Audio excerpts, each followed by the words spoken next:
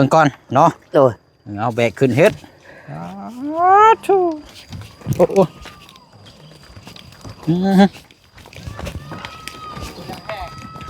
แห้งๆดอเนาะถูกน้ำล้นเปียกไปแล้วนี่เนาะโอ้ยอะไรดอกเนาะโอ้ยดีใจเบ้ยดีใจแล้วเนาะโอ้ยตั้งแต่เฮือนแล้วห้องน้ำแล้วนี่จะพอบ่ได้ไปให้ใช่บ่จักนี่บ่เอาบัดนี้ไอเดียจบตัวนี้แล้วบัดนี้เอาเฮาสิถามบัดนี้เด้อเฮาสิถามแบบความจริงถามแบบจริงใจเด้อบ่ได้เว้าเด่นได้เด้อเว้าแบบเอาแท้ๆเด้อได้เนาะมีหยังสิแลกเปลี่ยนกันสิหาหยังแลกเปลี่ยนบาดนี้แลกเปลี่ยนนี่อยากได้หยังนี่แล้วแต่เจ้าแล้วมีหยังแลกเปลี่ยนจะเอาแล้ว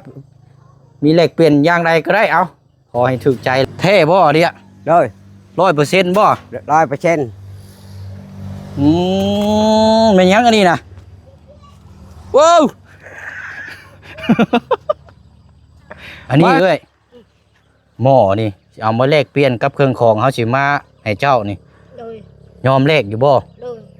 แท้บ่แท้ 100%100%แล้วอ้าวแม่นบ่เนาะบาดนี้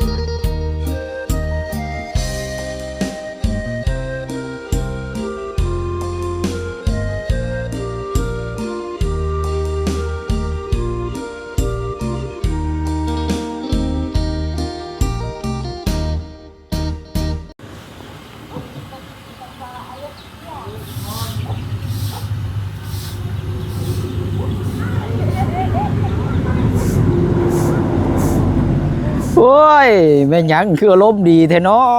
ะสมเพิ่นว่านี่แหละพี่น้องเนาะเฮือนซานลานเป็นสะอาดสะอ้านเนาะหลังใหญ่แน่นหนาถาวรคนเฮาก็รู้สึกว่าอารมณ์จะดีแล้วหรอกพี่น้องเนาะโอ้ยเอายินดีนำทางประตูเนาะทั้งสองเท่าเราพี่น้องเนาะผู้ทั้งผู้เป็นผัวก็ทำความสะอาดเมียก็นั่งให้กำลังใจเนาะสู้ๆว่าซั่น คุณเอาเนาะมื้อนี้ก็มาเยี่ยมยามนำกันอีกพี่น้องเนาะสำหรับเคสของทางประตูอาเดียเด้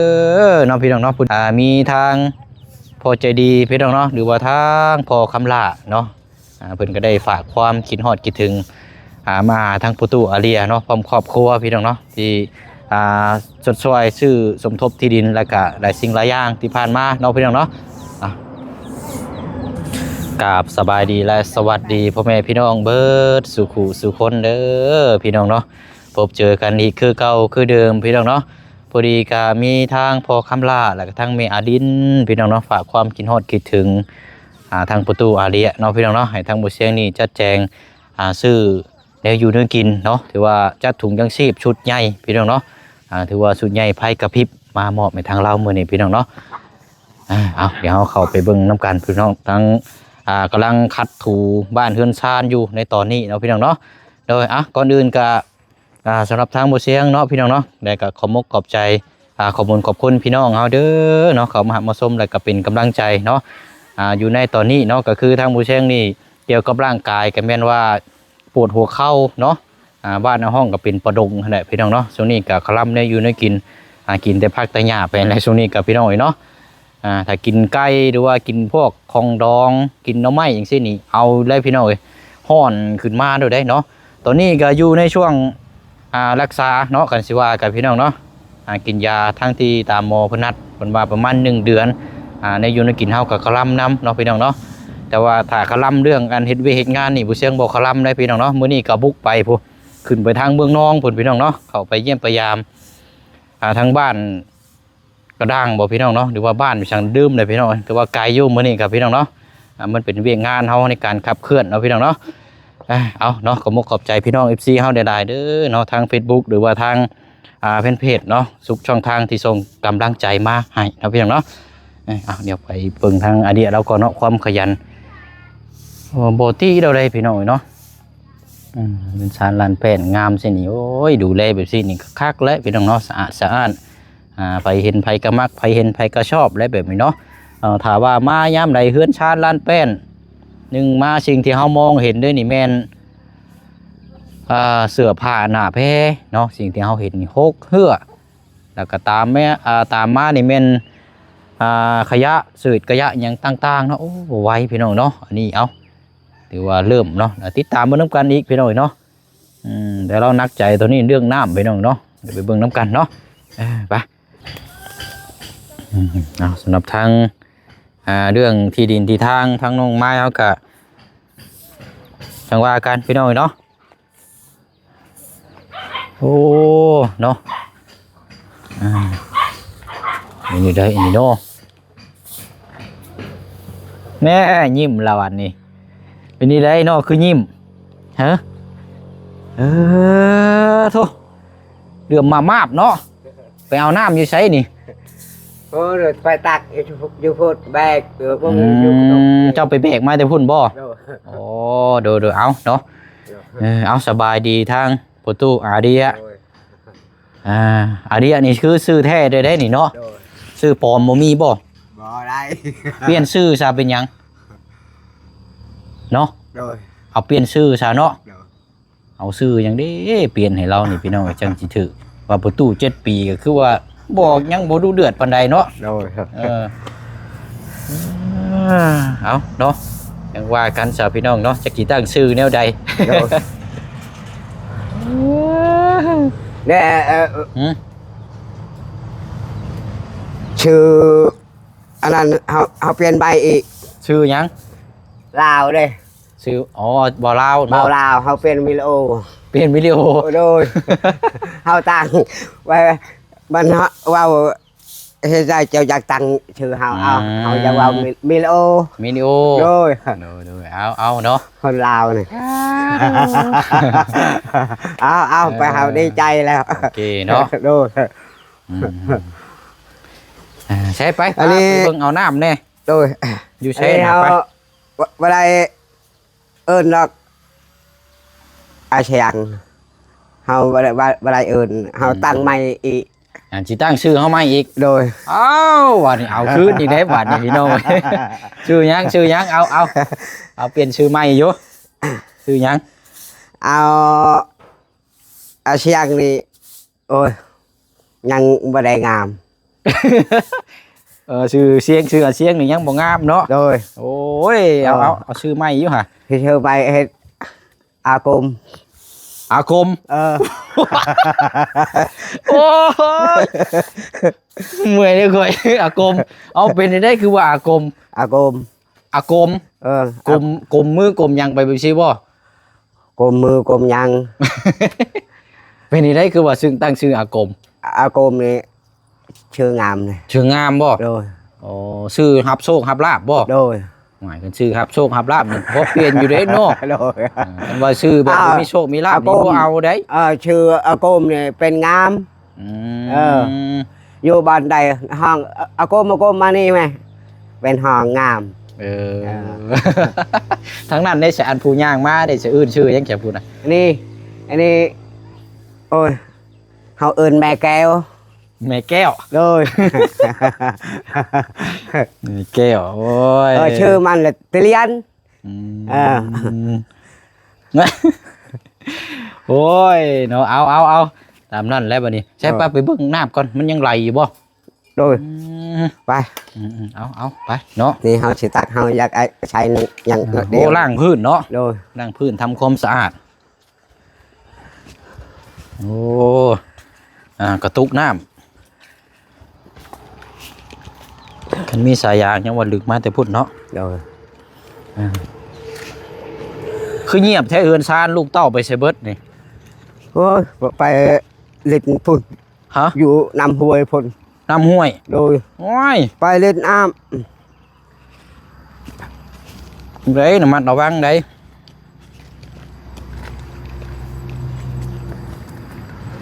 phải đỉnhบ่ได้กันเนาะนี่เฮาได้เงินมันนี่ปีหน้านี้เฮาอยากใหญ่เฮาอยากเพิ่นเจาะอยู่พุ่นใช้น้ำบ่ใช้ท่อเยอะครึ่งนึงโดยไปอยู่ทางนั้นกันเนาะ อันนี้ยังเขาบ่มีเนาะอดใจก่อน อดใจก่อนเนาะ โดย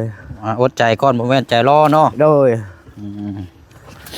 โอ้โหเนาะมาแต่ให้บ่เอ้ยอ๋อ อันนี้เบิ่งอะ ใช้น้ำคือบ่ไหล อันนี้ก็เพหมดแล้วนี่ เพหมดแล้ว โดย โอ้ นี่ก็ ยเนาะ ใช้เปิดเต็นนี้ได้ใดนี่ อืม นี่ เปิดเต็มอง ๆว้าวอยู่นี่ก่อน โดยนี่เลย ขุดว้าวอยู่นี่แล้วก็แม่นว่าไหลเลยเนาะ โดยนี่ใช้เต็นนี้ แห้งเนาะน้ำก็เนาะ โดย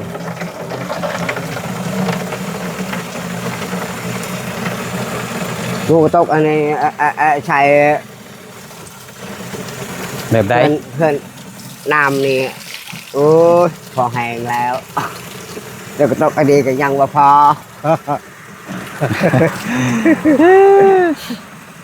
อืมเบิ่งหาเย็นอยู่บ่หาเบิ่งบ่ายเบิ่งแน่ดูเนาะจ่ายแล้วบ่ค่าน้ำเดือนนี้ 5,000 จ่ายแล้ว5,000กีบบ่ โดยยัง ยังบ่ทันจ่าย โดยยังมันไปหมดเดือนนี้แหละมันไปเอาเงิน อืมยังอยู่เนาะ โดย อืม นี่มันไปเขาจะเว้ากับมันน้อยเดียวเขาเว้านี่ยายนำนี่ถ้าได้เจ้าอยากเอาพุ่นเกาะญี่ปุ่นอันนี้เอาลงมายายแต่นี่ไปญี่ปุ่นถ้าได้โมอยากเอา เจ้าบ่ได้ถามเพิ่นบ่ ยังไม่ได้ไปเอาเก็บราคาเงินนำนี่ เพิ่นมาเก็บอยู่พี่บ่หรือว่าเจ้าไปจ่ายเอง นี่ฮะมันเก็บอยู่นี่เลย มาเก็บอยู่พี่เนาะ โดย เจ้าถามเบิ่งว่าย่ายพุ่นจากมานี่เอาเท่าไรสิดอก โดยนั่น เบิ่งเด้อ โดย ว่าเพิ่นเอาราคาเท่าไรเนาะ โดย จักแสนจักล้านหรือว่า โดย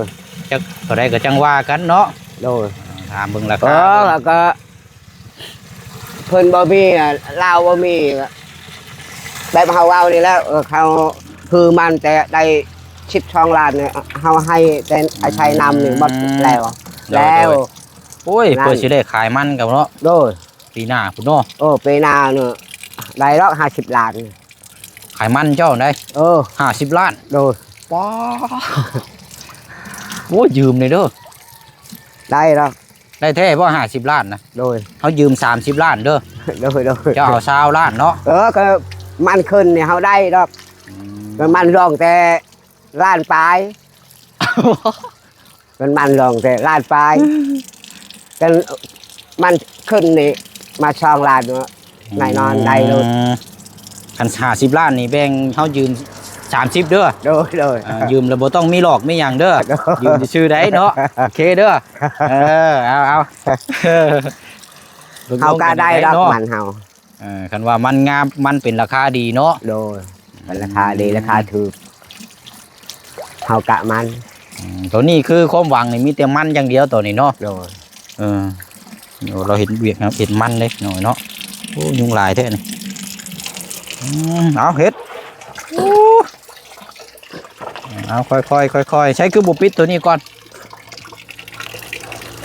มันสิไหลล้นนะเอาปิดก่อน อันนี้ก็ยังเบิ่งนี่ มันเสียแล้วนั่นน่ะ เชียร์อะไรวะยัง เสียแล้วมันเสียแล้วว่ามันเสียอะไรเนาะ โดย เอาเบิ่งก่อนเนาะ โดย เอาแบกขึ้นเฮ็ด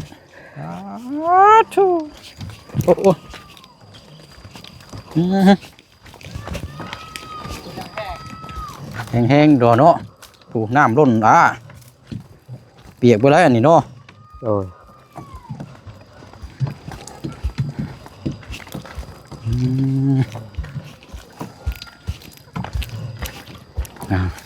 โอ้ยงามได้เฮือนเจ้าประตูเอ้ย โดย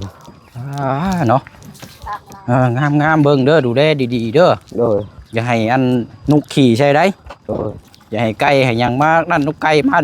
ใช่รถเด้อ โดยโดย มาขี่ใช่ได้ทุนใช่รถ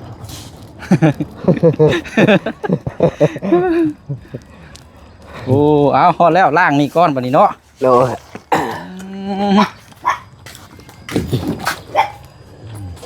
ส ขอนำนี่ มาจ่อเนาะ โดย กูล่างพื้นเนาะ โดย เอานั่นมาคัดบานี้ด้วยเอาตัวนั้นมาคัด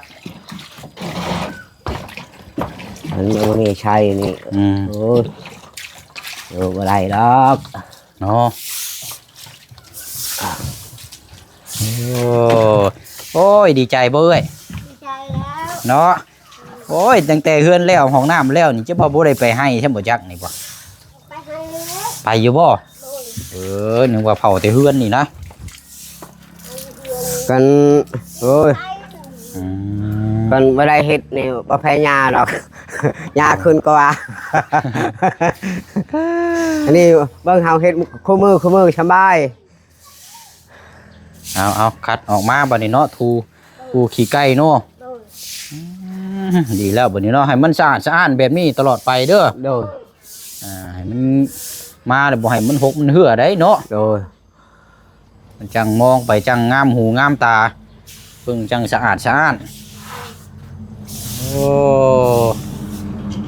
งามบัดนี้เนาะ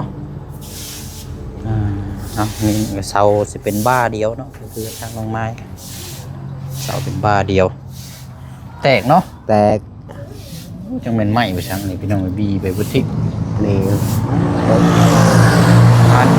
อันนี้มาปิดเอาเนาะ โดยกันแดดแห้งนี่แกะนะ ลั่นเนาะ โดยลั่น โอเคเอาบัดนี้อะเดียจบตัวนี้แล้วบัดนี้เอาเฮาสิถามบัดนี้เด้อ โดย เฮาสิถามแบบความจริงถามแบบจริงใจเด้อบ่ได้เว้าเด่นได้เด้อ โดย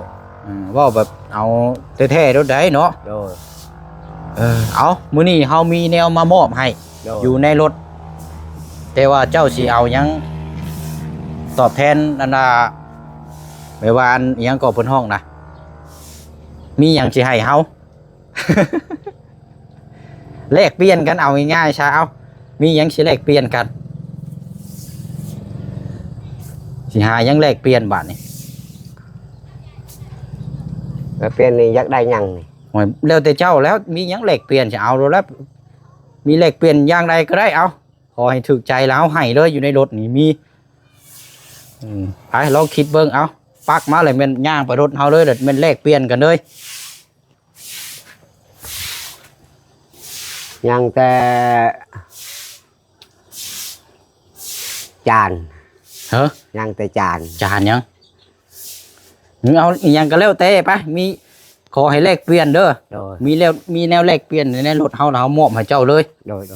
เอามีหยังก็ได้เนาะ โดย โอเคไปพี่น้องไปเบิ่งน้ำกัน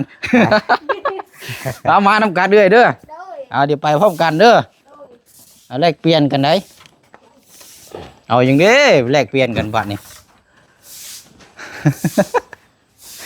บอกโยกแล้วก่อนพี่น้องเอานึ่งระบ่เข้า ยัง เฮ้อนี่เมียบอกว่าหนึ่งนะผัวบอกว่ายังคนกระเป๋าเลยบัดเมียนยังเด้บัดม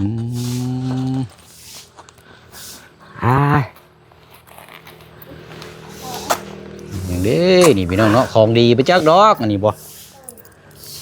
มาขึ้นรถ เฮ้ยลงมาพี่แล้วเจ้าก็บ่โอ้ยเอาอย่างนี้ให้บาทนี่เอาถ่ายอยู่ลุมพี่เด้อ โดย เอาเบิ่งก่อนพี่น้องเราสิเอายังมาแลกเปลี่ยนบาทนี่มาถ่าเราอยู่พี่ก่อนพี่น้องชอบมันก่อนมาเลยบาทนี่เลือมมากเป็นอย่างน้อนี่อ๋อเดี๋ยวถามเพื่อความมั่นใจแล้วก่อนพี่น้อยเนาะมาแล้วเท่บ่เดีย โดย 100%บ่ 100% เป็นหยังอันนี้นะว้าว มาพี่เอ้ยลงมาพี่โอ้ถ้วยกับหม้อบ่ โดย อ๋อนี่บ่สิเอามาแลกเปลี่ยนกับเฮานะ โดย มั่นใจบ่ มั่นใจแหละ 100%บ่ 100% เอาทั้งเทื่อทั้งเทื่อมีแต่อันหมักนัดหน่วยเดียวเฮ็ดอยู่ได้นี่ก็สิเอาบ่ โดย เอาคือเก่าบ่ เอาคือเก่า แท้ได้ โดย โอเคเอามาถามทางเมียเจ้าก่อนมาเอ้ยมาถามก่อน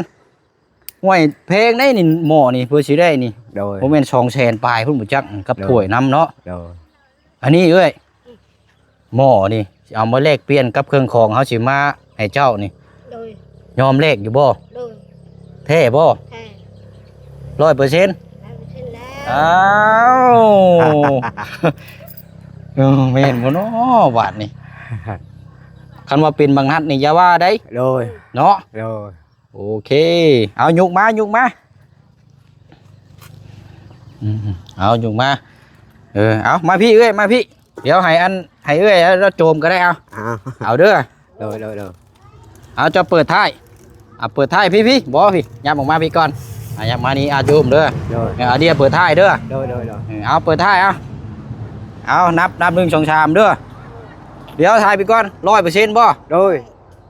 คักแน่ เช่น คักแน่ ข้างหน้า คัก บ่1 ลักนี่เอาคักแน่บ่ โดย คักแน่ คักแน่ เปิดเอา อ้าว โอ้ยยังบาทนี่เฮ้อโอ้ดูเบิ่งดี โดย เป็นยังนี่นะ ปองป้า ปองปลาเขา เขา แต่ว่าเขาว่ากินนี่มีหมักนัดได้ โดย โดย เอ้างานเข้าแล้วบาทนี่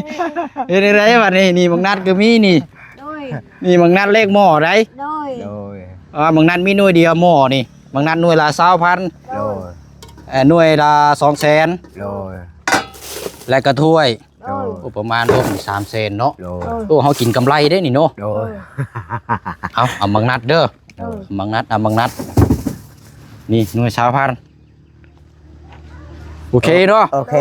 โอ้เอา โดย โอเคเด้อโอ้หวานได้นี่ โดย ป้ากินนี่หวานหอมได้นี่ โดย อืมดีใจบ่ ดีใจแล้ว ว่าจะยั่วจะยิงกูบ่พี่น้องเออเอาเลยได้บ่นี่ โอเค ไปอันนี้เฮาเอาเด้อ โดย เฮาเอาเด้อ โดย เอามื่อแกงได้พี่น้องยังบ่มีหม้ออยู่กาแค่ครับนี่เบิ่งนี่เนาะ โดย ให้แท้เนาะ โดย ไปจะปิดครับปิดท้าย โดย ไปเฮาเดี๋ยวเฮาเมื่อห้องก่อนเด้อ โดยโดยโดย เอาบาดนี้ ไป เจ๊ใจมันจังเลย เอาเป็นนี่ได้นะโอ้ยเมื่อนี่รอบ่นะ โดย วอยอกมาพี่ก่อนโอ้ยมากันบ่เล่นกับบ่เล่นหัวพี่น้องเอ้ยโอเคเอาพอแล้วบัดนี้เนาะบ่เล่นแล้ว โดย เอาพอดีพองาม โดย เอาอันนี้อันน่ะเฮาเด่นน้ำกันซื่อๆเด้อ เอ้า เอาชัด เอาอันนี้กลับเอาคืนเด้อ โดย กลับเอาคืนเข้าวแล้วก็ปลากระป๋อง โดย เป็นของชุมเจ้า โดย เด้อ โดย เอาสาธุเนาะอนุโมทนานำไปเฮาบัดนี้ดึงเอาเข้าลง โดย เอาอันนี้กลับคืนเด้อนี่เด้อ โดย เอานี่ก็ถือเอารถอันนี้เอานี่แถมให้เนาะ โดย ใช้ลูกเจ้าเด้ ได้ใช่ มาไปเดี๋ยวดึงเอาบัดนี้เข้า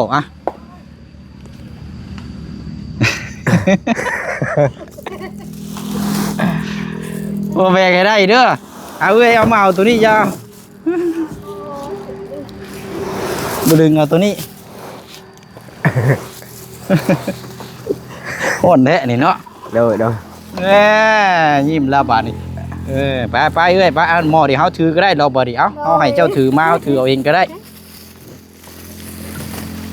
เฮ็ด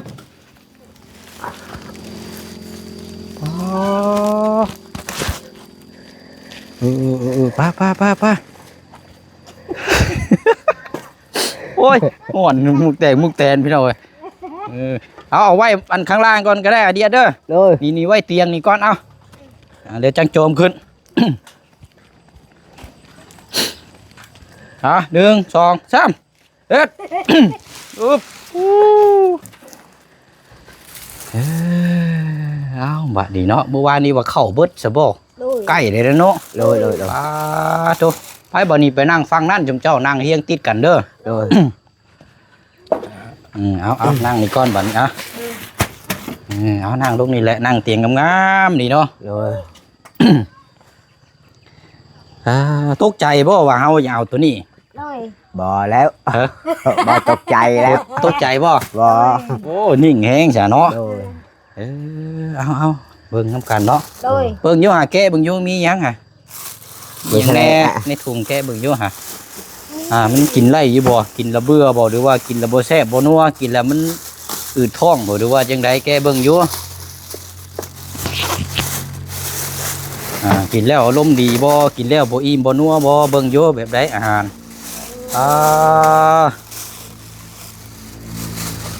นี่แม่นหยังนี่บาดนี้เอา น้ำมา แม่นหยังอะเดียเอาแก้ไขปริศนา ปลา นี่นำปลาปลา น้ำปอปลา โอ้ย โอเคเอาถูกต้อง ไอ้ นี่ ใส่ บาดนี้ มักเพชรใส่ อันนี้คือหยังตัวนี้ อันนี้เห็ดแกงกับอาหาร น้ำมันบ่ น้ำมัน โอเคเอาดึงออกมาเบิดแล้วด้วยแกะออกมาเบิดหั่นแหละมาเบิ่งน้ำกันเอามันมีแต่แนวกินบ่หรือว่าแนวบ่กินเนาะ โดย เอาอันนี้ปลาแดกนี่เนาะ ปลาแดก โอ้ยนี่เอานี่อันนี้ปลากระป๋องเนาะ โดย เป็นนัว โอ้ย เอาแล้วก็ไม่ยังสุดท้ายบาดนี้ ไว้ หมักพริกบ่ได้มีนั่นเจะปลูกอยู่เนาะหมักพริกเนาะ โดย อยู่ให้เราบาลายอยู่เนาะ บะหมี่ลงคม ปลูกหมักพริกไว้เด้อ โดย เอาอันนี้เอาคืนอันนี้บ่เอาหรอกเอาไว้ใส่ซะเนาะเฮ็ดเล่นซื่อๆดอกโอ้ยเอานุบมือให้แน่ซะนุบมือให้แน่นุบมือเอ้ยเอา โดย น้อยเก่งเนาะว่าเราก็สุดแล้วเนาะ โดย เอาหาได้เด้อ โดย อันนี้นั่นข้าวสารข้าวเหนียวจำนวน50กิโลอันเดียวเด้อ โดย แต่การเนี่ยอยู่ในกินเบิดนี่แหละเนาะ โด โด ย ย ถือว่าเฮาเน้นข้าวอะไรเพราะว่าถ้าข้าวเบิดนี่ลำบากเลยเนาะ โดย เพราะว่าข้าวนี่มีแค่นี้เฮามีแต่หากับเอาเนาะ โดย เอาอะไรเนาะมีแต่ว่าข้าวเนี่ยอยู่ในกินทั้งหมดทั้งมวลนี่ก็ไปทางพอคำลาแล้วก็ทางเมอาดินเด้อ โดย ที่เพิ่นซื้อที่ดินที่ทางให้นี่แหละเพิ่นฝากความคิดฮอดคิดถึงมาฮอด โดย เนาะเอาประตูอันนบมืออันฝากขมุกขอบใจอวยพรให้เพิ่นแน่เนาะเด้อเอาเนาะ ขอบใจของพรเลยได้ข้าวได้แป้งนัวได้เปิงปลา โดย เจ้าให้ยาเจ็บยาไทยอันอยู่มีแห่งได้ไปตลาดปลอดภัยได้เงินได้คำมันรวยคือเก่านี่แล้วสาธุ โดยเอาโดยเอาอวยพรให้เพิ่นแน่ เอาชมพันเลยดีใจแล้วเจ้าชงเขายาเจ็บยาไข้ได้ไปตลาดปลอดภัยได้เงินได้คำมันรวยหาเงินหาคำรอดคือเก่าแล้วสาธุ เนาะเอาอิ่มอกอิ่มใจเอาบัดนี้จัดแจงเอาเองเด้อ โดย เอาบัดนี้หากินข้าวกินน้ำก่อนเฮาบัดนี้เด้อ โดย บ่ไหวแล้วข้าวเที่ยงยังบ่ทันได้กินอยู่เนาะค่ำเลย โดย เอาสบายดีเด้อ โดย โดยเอาโอเคไปบัดนี้ดีใจน้ำเด้อ โดย ดีแล้วพี่น้องมีข้าวมีน้ำแล้วก็เรายังตกใจอยู่เลยกินนี่พี่น้อง เอาไปได้อกใจหรอกคนเราก็เปลี่ยนเขาไม่ยาก โอ้ ดี เลยเอา มันแนวนี้แนวนั้นแล้ว ป้าหันแล้วอันเดียวเด้อโอ้ยเอาดูแลให้ดีๆเด้อบ้านเฮือนซานเด้อให้มันสะอาดบ่ให้มันหกมันเหือดเด้อมายามใดให้มันแสงสว่างแบบนี้ตลอดเด้อเอาดูแลเนาะปัดกวดมันเดือดมากๆแบบนี้แหละพี่น้องเอ้ยป้าหันแล้วพี่น้องเนาะมีเล่นมีมุกน้ำกันแน่จักน้อยมื้อนี้กับพี่น้องเนาะถ้าบ่เล่นก็บ่ฮู้ว่าสิเฮ็ดแบบใดทางผู้เสียงกับพี่น้องเนาะสร้างคอนเทนต์ไปแบบนี้เด้พี่น้องเนาะเพื่อความเฮฮาให้พี่ให้น้องติดตามแล้วก็พอมีความสุขแล้วก็เป็นกำลังใจให้เนาะพี่น้องเนาะเอาเนาะมีแต่ว่าเครื่องของทั้งหมดทั้งมวลที่ว่ามอบให้ทางอเดียภายในมื้อนี้เนาะพี่น้องเนาะก็เป็นของทางพอคำลาแล้วก็ทางแม่อดินเด้อเนาะอยู่ทางต่างประเทศเนี่ยพี่น้องเนาะเป็นได้ฝากความคิดฮอดคิดถึงมาทางประตูเนาะ อันจังไดก็ขอให้ทางพ่อกับแม่เนาะอยู่ทางต่างประเทศจงมีแต่สุขภาพร่างกายแข็งแรงเวกงานการสร้างในตอนนี้และเวลานี้เนาะก็ขอให้ราบรื่นโชคมานร่ำรวยเด้อเนาะว่าสิธุรกิจการงานหยังก็แล้วแต่เนาะพร้อมทั้งพ่อแม่พี่น้องเฮาแล้วก็ FC เบิดสุคนเด้อพี่น้องเด้อเนาะเป็นกำลังใจให้เบิ่งแย่งนํกันตั้งแต่ต้นจบจนฮอดปัจจุบันในตอนนี้และเวลานี้เนาะพี่น้องเนาะที่บ่ปะบ่ทิ่มกันเนาะพี่น้องเนาะขอให้อยู่ดีมีแห้งอยู่เย็นเป็นสุขทั้งผู้เบิ่งและก็ทั้งผู้แย่งเบิดสุคนเด้อพี่น้องเด้อพบกันในคลิปหน้าบ๊ายบายเด้อพี่น้องเด้อสบายดี